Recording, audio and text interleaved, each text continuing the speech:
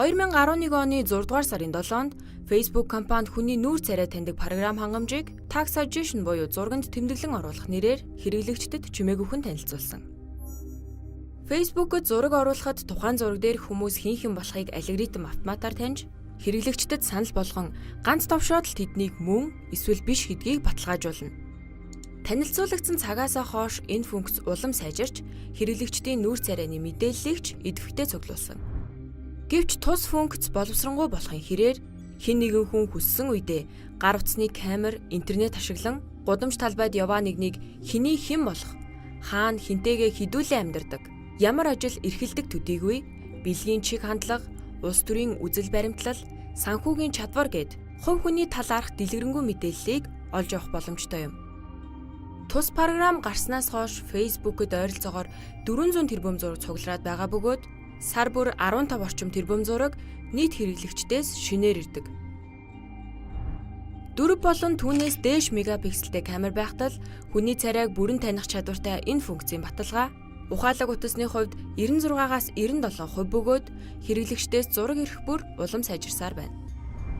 Юудлын инженерүүдийн хэлж буйгаар тэдний алгоритм ямар ч хүний царайг танихын тулд 2-3 зураг хангалттай бөгөөд зургуудыг ашиглан хүний царайг харуулсан файлыг хамгийн ихдээ 400 кБ хэмжээтэйгээр ойролцоогоор 3 секундын дотор үүсгэдэг.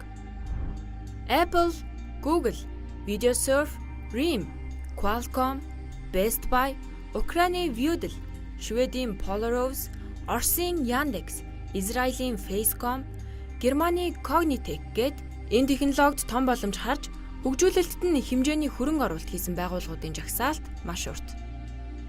Одоогоор дээрх байгууллагуудын энэхүү технологид хийсэн хөрөнгө оруулалт нь олон нийтэд ил өгсөн мэдээллээс харахад ойролцоогоор 10 тэрбум $10 давсан байна. Google компани хүний царай танаа зогсохгүй, интернет дэх тухайн хүнтэй холбоотой бусад мэдээллүүдийг нэгтгэн харуулах гар утасны аппликейшн дээр ажиллаж байна. Үүний хүрээнд тус компани 2 патент эзэмшиж байгаа бөгөөд эхнийх нь 2010 оны 4 сард бүртгүүлжээ. VideoSurf-ийн програм дүрс бичлэгээс хүний царай таних чадвартай төдийгүй үүнд гар утсаараа 2-4 секундын бичлэг хийхдээ 97% магадлалтай таних ажээ. Бидний зургийг цуглуулж буй эдгээр компаниуд хувийн байгууллагууд бөгөөд Монгол улсад бус хууль эрх зүйн огт өөр бус нутагт байршилтай. Энэ нь нэгэнт оруулсан зураг устгагдах боломжийг маш бага болгодог учраас та олон нийтийн сүлжээнд өөрийн зургийг оруулахдаа нэгийг бодох нь зүйтэй болов.